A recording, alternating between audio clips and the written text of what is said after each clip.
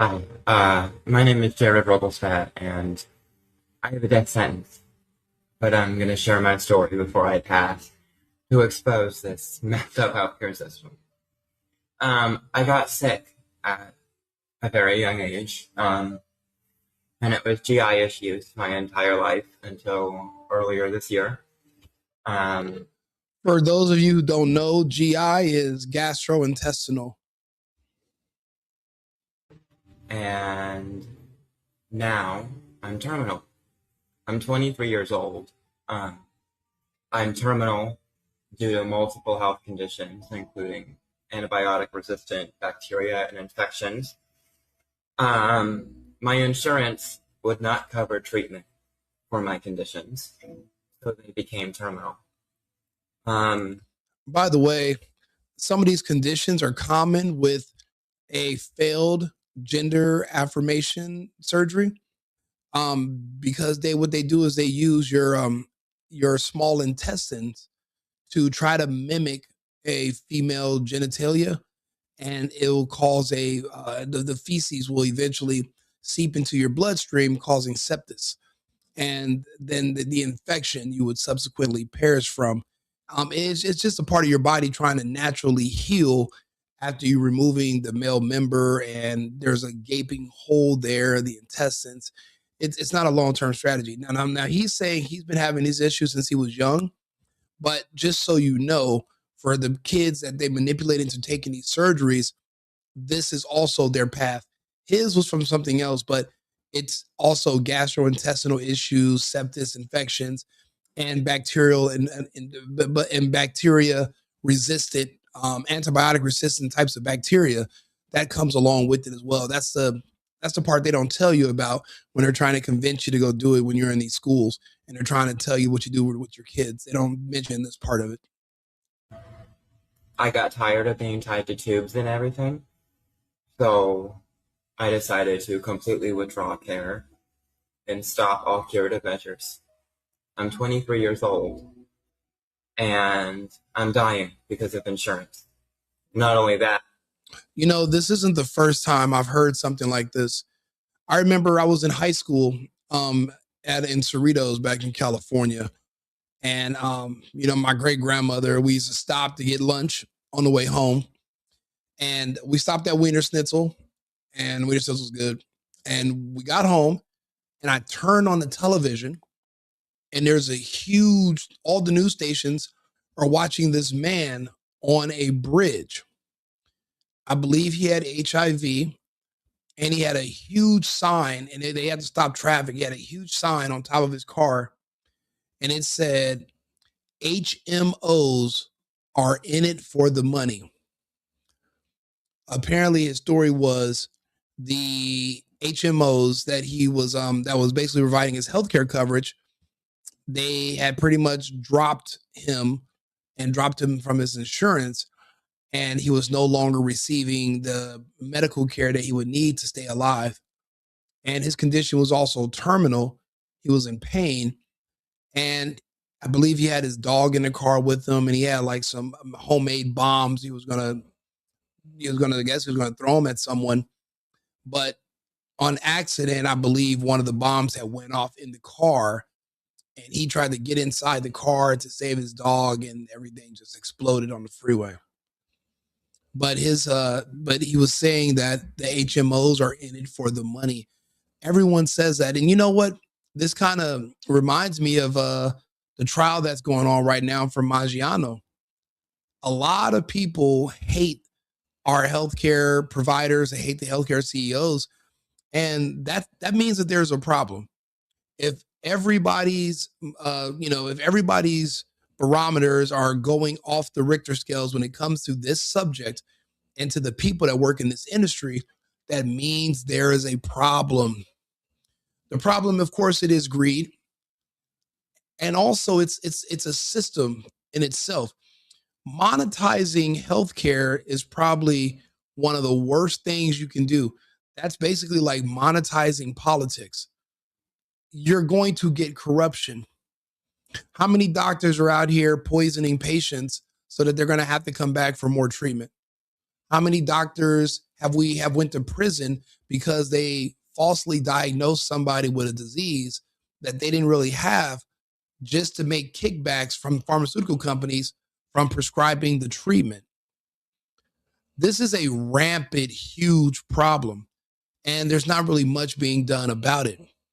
But for us here in the United States to get to the point where we're now offering maids, medical assistance in dying, which is what they do in Canada. You know, in Canada, they euthanize you. In Canada, you will be euthanized. I was just reading, I did a story a couple months ago. There was a girl, she was in her 20s. She was only suffering from depression after a breakup.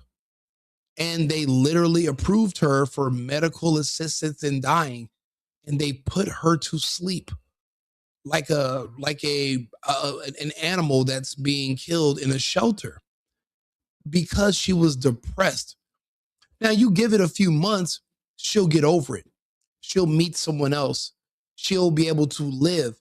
But if you affirm everybody's wish to pass away when they're going through something, well, then you're going to be killing 1 million people every month. You can't do that. People go through things. People go through moods and people feel one way. I remember I went through a breakup one time that was so devastating to me. Even though I was in the wrong, I literally said, I want to die. I'm going to die without her. And look at me. I'm still living and I'm alive. I'm over it. But what if when I was going through that dark period of sadness and I said, I want to die, and somebody in a lab coat and with a doctor with a stethoscope walked up to me and said, hey there, maybe I can help you with your request. You really want to, I know this is depression. And I let these fucking people convince me to commit suicide. Then what about everything else I've accomplished in life? It would have never happened. It would have been wiped.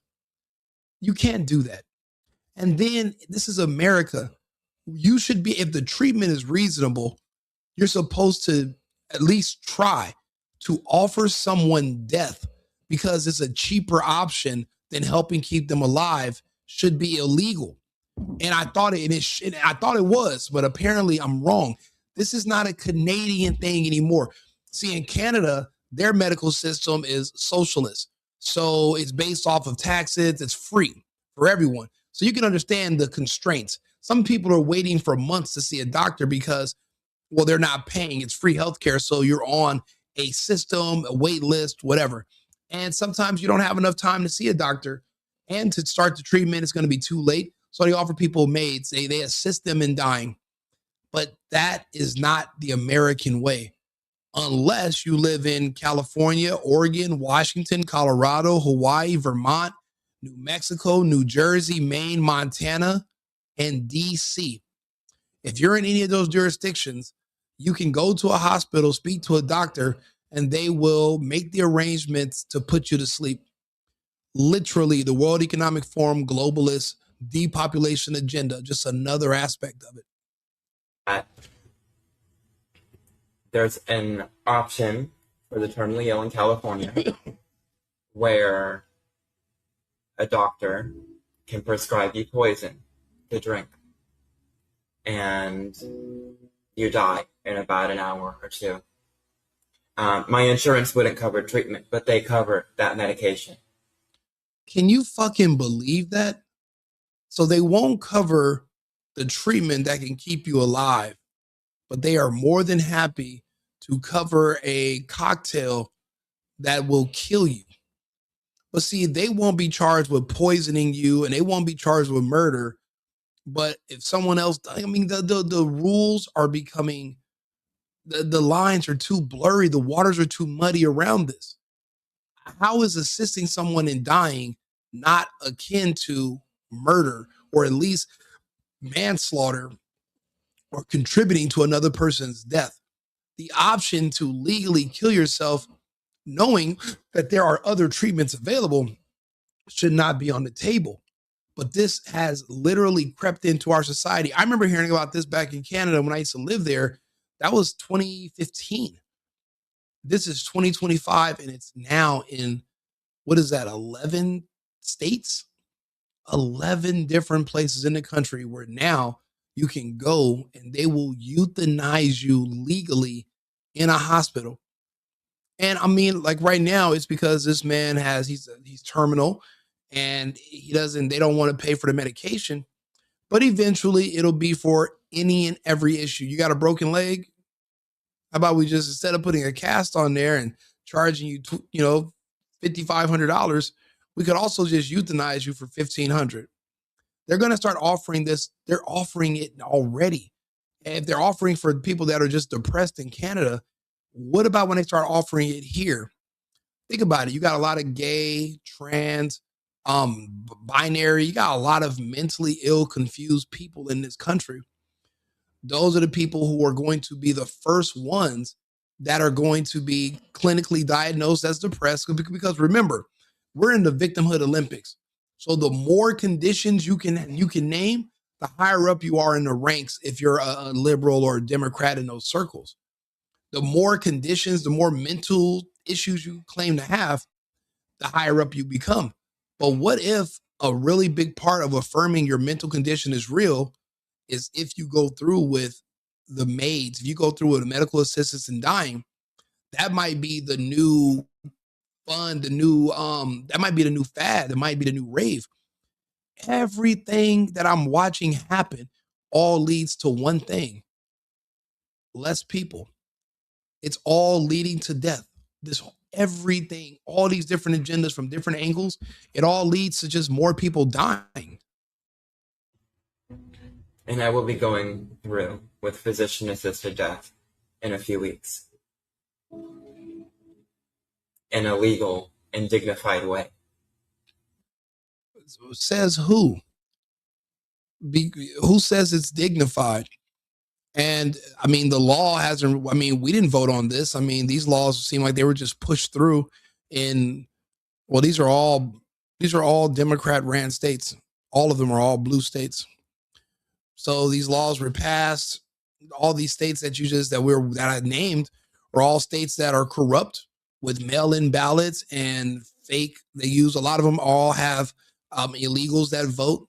So we don't even know who voted for this or how they got this passed, but they're legally now killing people where murder is legal. That's, I mean, how far in our society are we from basically just, I mean, I think we're already there. We already sacrifice children with abortions every day in these states.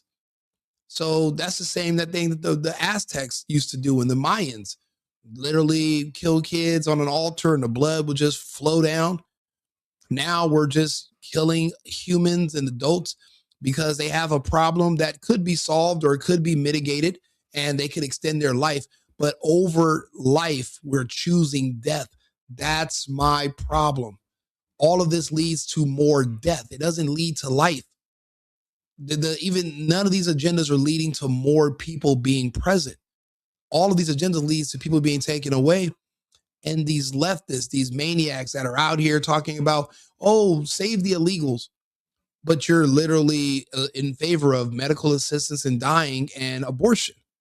So you only care about certain life, but not other life. And that's an extreme conflict of interest and a magnitude of hypocrisy that I can't measure.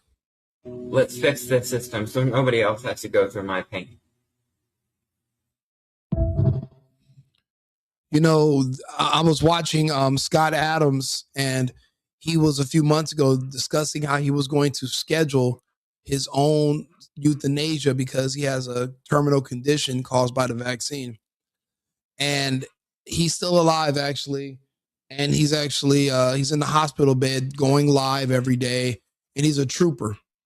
But I just couldn't understand. It's just hard to imagine scheduling your own death. I mean, just the thought of that is it's numbing. Being able to schedule your own mortality, like your last day on earth.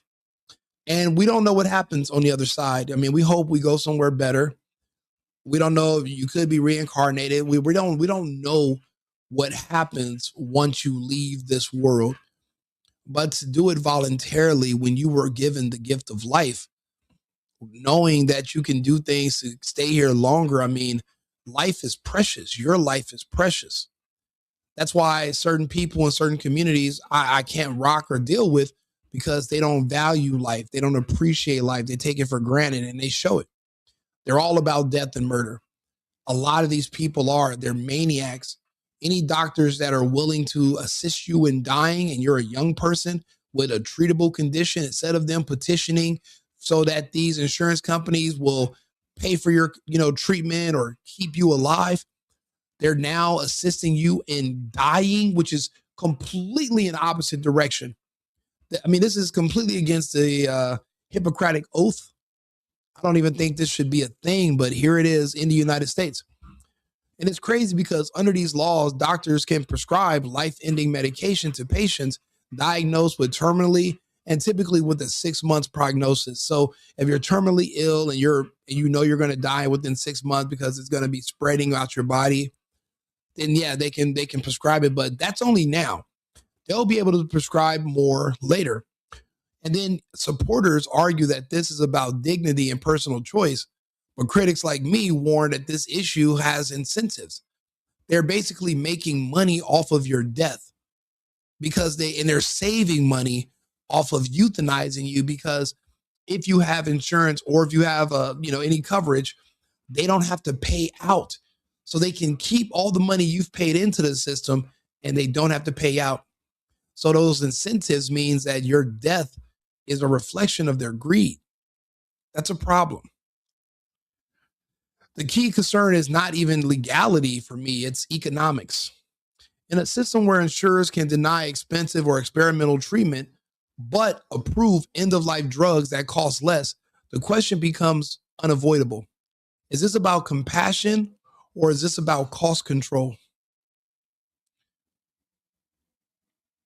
Think about it. They have experimental new treatments they could try on people. But instead of paying for that, they'll pay just to kill you, because the money's not in the cure. The money's in the medicine. And if they think that there's cures on the horizon, wouldn't it be easier and wouldn't they make more money if they just charge you a little bit extra and kill you? Because they're going to make nothing if you're cured. This is sad. Jordan Paul deleted her. Hi. Once death becomes cheaper than care, choice can quietly turn into pressure, especially for the elderly, disabled, or chronically ill. Imagine people suggesting that you die because you're older. Imagine people offering you death because you're disabled or you have a handicap. You're already terminally ill and you're trying to enjoy your last time on earth, and they're offering to make it shorter for you. Do you see how evil and demonic this is? What began as an exception is now embedded in parts of the American healthcare system, both public and private. It used to be an exception. I remember there was a doctor a long time ago named Dr. Kevorkian, and I remember he was assisting people that were chronically ill but wanted to end their lives. And he was creating a cocktail for them to drink, and he was helping them commit suicide. But he was an extremely controversial doctor. I remember they tried to prosecute him. And now look, 15, 20 years later, it's literally the law of the land. Let's see if we can find him. Let's see if we can find something on Dr. Kevorkian.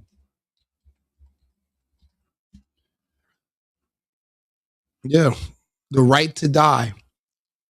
See, they call him the angel of death. What are your feelings on assisted suicide? Dr. Jack Kevorkian brought this topic to the nation's attention. Now, this is 11 years ago. Dr. Kevorkian has helped 20 desperate people end their lives. I want to take my life. Not one of my patients feared death at all, not a touch of fear. They welcomed it. Jack Kevorkian was born in Pontiac, Michigan on May 26, 1928. He grew up with very strict religious parents. His family went to church regularly, but Jack had trouble reconciling what he believed were conflicting religious ideas. He stopped attending church when he was 12 years old. Janet Atkins is 54. She has Alzheimer's, an incurable disease that is eroding her memory and will eventually destroy her mind. Kevorkian became infamous in 1990 when he assisted in the suicide of Janet Atkins, a 45-year-old Alzheimer's patient from Michigan. Janet heard about Jack Kevorkian and his invention of a suicide machine in one of his ads in the paper. It carried a saline solution, a narcotic to put the patient out, and a lethal dose of potassium chloride. Atkins administered her own painkiller and then the poison. Within 5 minutes, Atkins died of heart failure. When news hit media outlets, Kevorkian became a national celebrity and criminal. In 1991, a Michigan judge issued an injunction. Jack's actions brought up national debate on the ethics of euthanasia and hospice care. Doctor deaths sparked an increased talk on hospice care and the right to die legislative action. So I was right. He was actually arrested for assisting people in death. This is only in 1991. This is in our lifetimes. Yeah, Living Color was on TV, and the Cowboys won the Super Bowl like right after that, but that wasn't extremely long ago. What, 30 years? That's not that bad. And now it's the law of the land. Now they're serving up cocktails to people in 12 states legally. You could just go in and request it. And who's to say you got to be terminal? What if you just say you're terminal, but you're just depressed, or you're just mentally ill and you are going through a spell in your life? People go through ups and downs. Now, there are people that are exceptions. If you're in pain because of a condition where it's spreading and you're hurting, I can understand that. And if there's no such treatment that can treat you, but if there's anything that can be done to mitigate the pain, to extend your life, life is precious. But as a human, as an adult, you can make your own decisions what you want to do. But I mean, whether I agree with it or not, I have to respect it. But I can't believe he was prosecuted and Dr. Kevorkian was the first person in the country to do it. And now it's the law of the land 20-something, 30 years later. Brittany Maynard is the most recent assisted suicide case. Brittany Maynard, originally from California, moved to Oregon for their Death with Dignity law. She was diagnosed with brain cancer on New Year's Day and was told she had 6 months to live. She chose to live each day to the fullest, traveled, and kept as physically active as possible. Brittany suffered increasingly frequent and long seizures, intense head and neck pain, and stroke-like symptoms. She believes strongly in the ethics of the Death with Dignity Act, a basic healthcare and human right. The Death with Dignity laws are voluntary. An eligible person can request a prescription, but no doctor is obligated to provide it.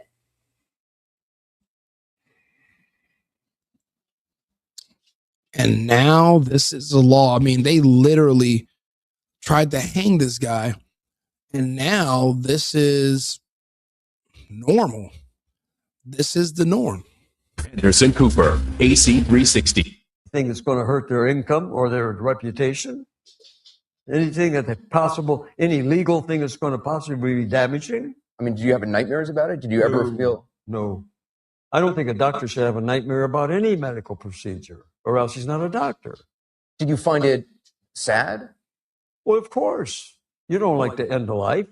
Look, if somebody's got a cancer of the bone, of the hip, you don't take the leg off at the joint, in the hip joint, because you want to do it. I says, I'm going to take that leg off. I can't wait to take that leg off. No.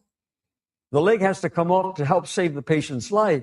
Unfortunately, it entails the loss of a leg. But a lot of people, as you know, I mean, say, look, you're playing God. That shouldn't. Well, isn't the doctor who takes a leg off playing God? You're saying doctors play God all the time? Of course. Anytime you interfere with a natural process, you're playing God. God determines what happens naturally. That means that when a person's ill, he shouldn't go to a doctor because he's asking for interference with God's will.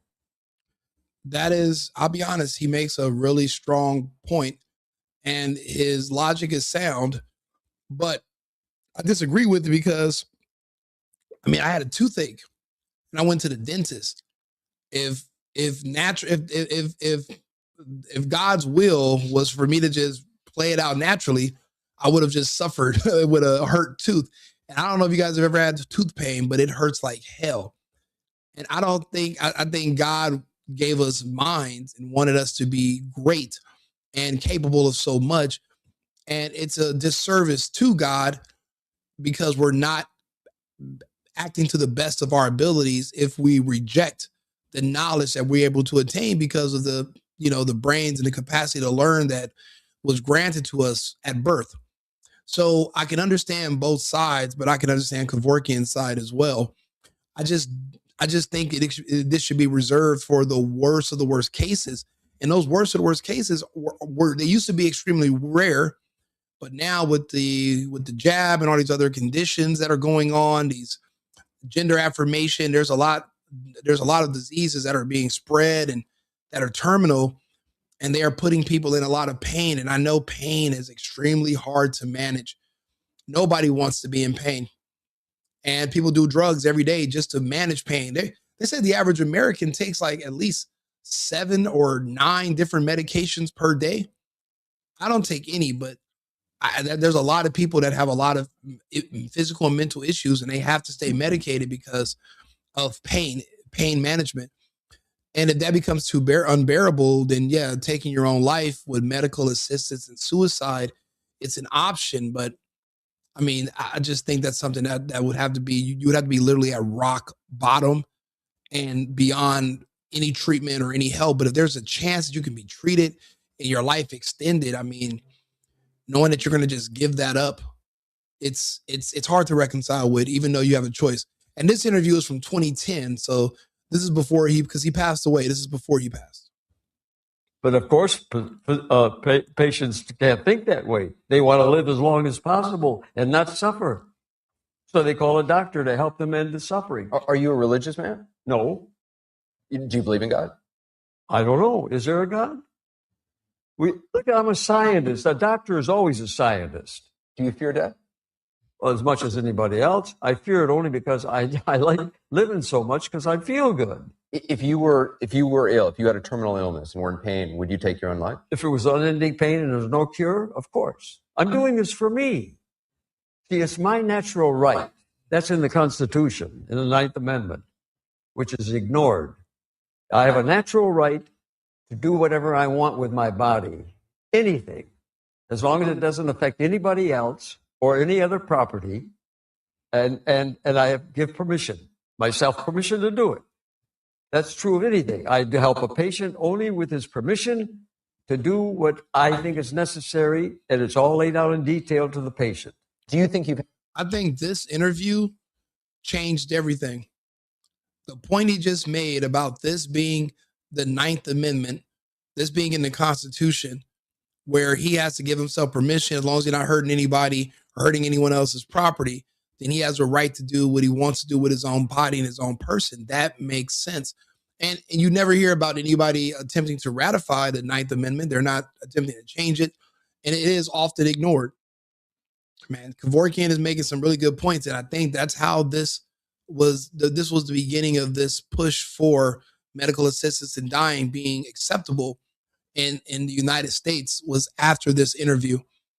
Had an impact? Do you think you've been successful? I think this film may have an impact because it's very emotional and very powerful. But it helps the issue, and that's what counts. Whether it helps me or not is irrelevant. And I like that because it helps the issue.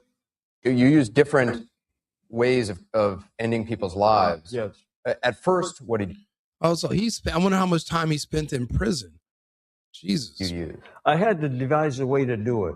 The patient was quadriplegic who wanted a doctor to come and help him die. I says, look, I can help you, but it's illegal. So I've got to find a way to do it legally. And I'll get back in touch with you. And in the meantime, I was working on a way to do it. So you basically just came up with an idea in your mind to make a machine that would save me from having to do it.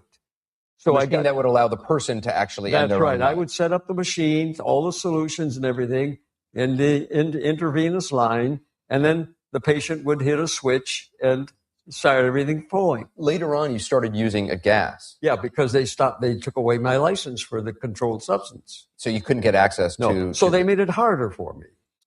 So what he's saying is that he used to assist people in dying, and then they basically made that illegal.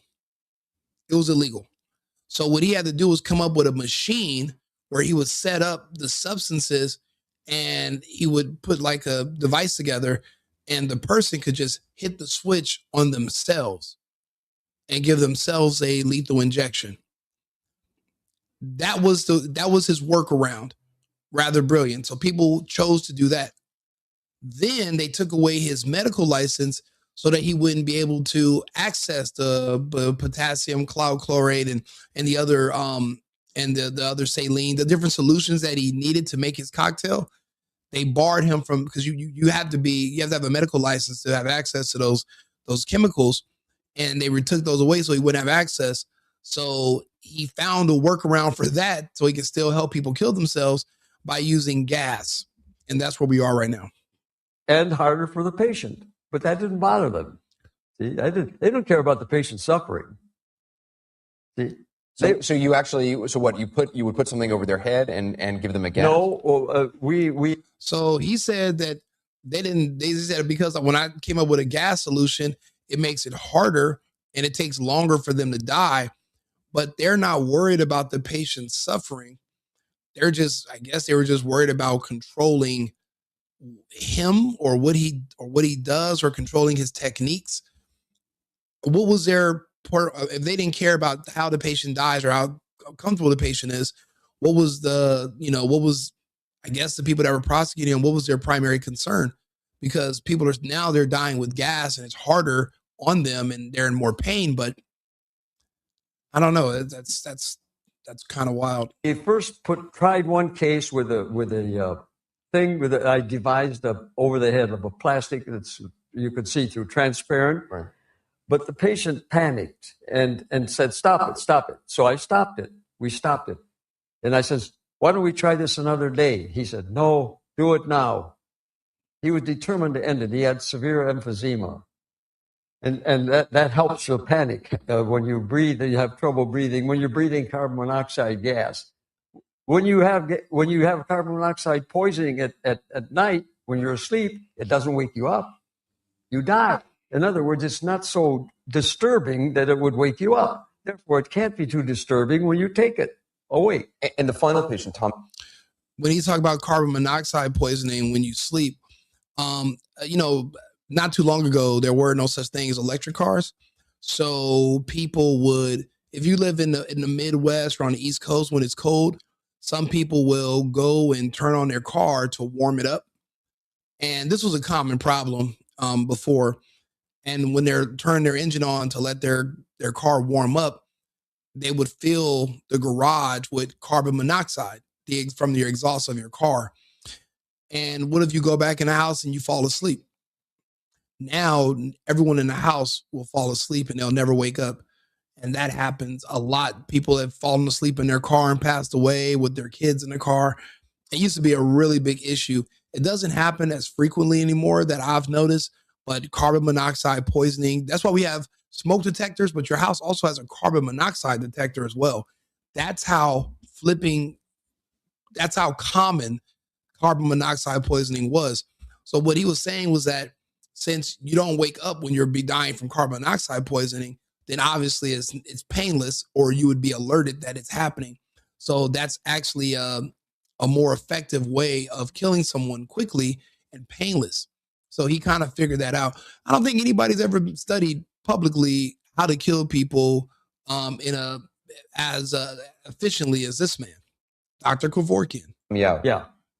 That case was different. You actually injected him. That's right. Yourself. That's right. You actually injected him because you wanted to go to court. I wanted to bring the case so that I get standing. They can't say they didn't get the particularized case they wanted. And you thought it would go to the Supreme Court, and that basically this would change the law. I hope this go to get. I doubt it though, because I knew the court's corrupt. I want to just show a little video that you made prior to the injection.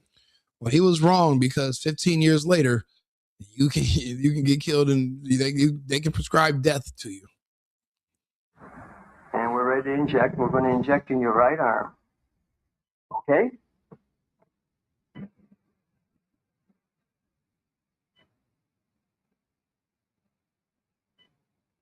Tom? You asleep? He's asleep. When you see that, what do you think? That the law has forced me to do this in the most undignified way. You think it's undignified? Of course it is. There's no family there. We're alone, two of us. I can't risk anybody else's life. You had told his family that they should leave. You must not be there because they'll try to prosecute you as an accomplice or something. You don't know because they're cruel. The law is cruel. They don't care about the patient. They care about the letter of the law. Bond is set for $50,000. You going to pay that today? Oh, that is beyond egregious, Your Honor. There is no way I'm going to pay a bond like that, Your Honor. You can forget it. You can forget it. Because this is the last time you people unjustly take away from me my liberty. I need a moment of my time, Your Honor. And I will not, hear me now, I will not eat. Guaranteed. I apologize You are for my assisting time, in Your my Honor. suicide. You're off parole now, right? Oh, yeah. I have only 2 years after I got out of prison. So you're a free man? Yeah. Would you do it again? Would you help somebody? Under certain circumstances, yes. As long as I know they're not going to throw me in jail again and prison me. Yeah, I would do it again. Have you had people approach you for help to end their life? They approached me. I got letters from them when I was in prison. They wanted help. They wanted advice how to do it. I couldn't do that in prison. Can you give advice to people now? Not in parole. It stopped. With parole ending, I could give any advice I want. So now you could give advice. Absolutely. I can. Notice I'm talking very freely about it. And are you in touch with people who want to end Not their life? right now. No. They all assume, like the judge says, you have now been stopped. I did not know this. Fun fact: Dr. Kevorkian spent 8 years and 8 months in jail for helping people with assisted suicides. And literally 15 years later, quietly, they have legalized assisted suicides right here in America and in some of the same states that prosecuted him. He was prosecuted in Michigan. Let me see here. Was Michigan on the list of states? No. Again, it's Oregon, Washington, Colorado, Hawaii, Vermont, New Mexico, New Jersey, Maine, Montana, Washington, D.C. So not Michigan. 8 years and 8 months because people were asking you to help them die, and people are writing him in jail, asking him for help. There's more people in pain than I know of. Well, she was wrong. I haven't. You haven't been stopped? No, of course not. I still push for this issue, and when a chance comes, I'll do it the way it should be done. What do you mean? You will help someone else end their life? Yeah, because you have it in 3 states, so-called. Oregon, Washington. That's not done right. That's not a medical service. A doctor can't be involved. Illegal. You'll be punished. AMA says you'll lose your license. Scares the hell out of me. So will you build another machine? I don't need a machine. A doctor can do the injecting. The machine was just to avoid being charged with having committed the crime. But you don't have access to the pharmaceuticals anymore, do you? Not yet. But if it were illegal, in other words, if the law stepped out of the picture, if religion stopped pushing this opposition, then we could do it like a regular medical procedure, which it should be. Interesting. Let me know your thoughts. Let me know if you agree or you disagree with medical assisted suicide. 60 minutes rewind. Let me know if you agree with medical assistance in suicide and death suicide. Do you believe that people should have the right to choose when they want to die for whatever reason, whether it's depression, whether it's because you hate Mondays or because you're terminally ill, or should you be forced by the law to stay alive and you don't have the option to take your own life? Because I do believe that suicide is illegal on the books. I do believe suicide is illegal.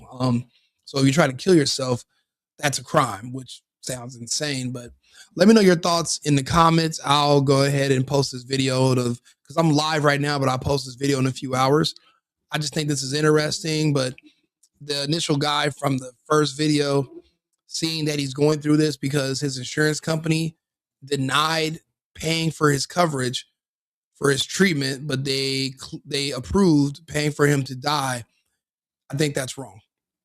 I think that's absolutely wrong. I think that's greedy, and I think that's corrupt. And I just don't think it's a subject anyone's really talking about, but it should be definitely visited again. Like and subscribe, share the video, The Single Boyfriend on YouTube or Right Wing Rico. I'll be back on live in about 20 minutes with another topic. Remember, America first, America only.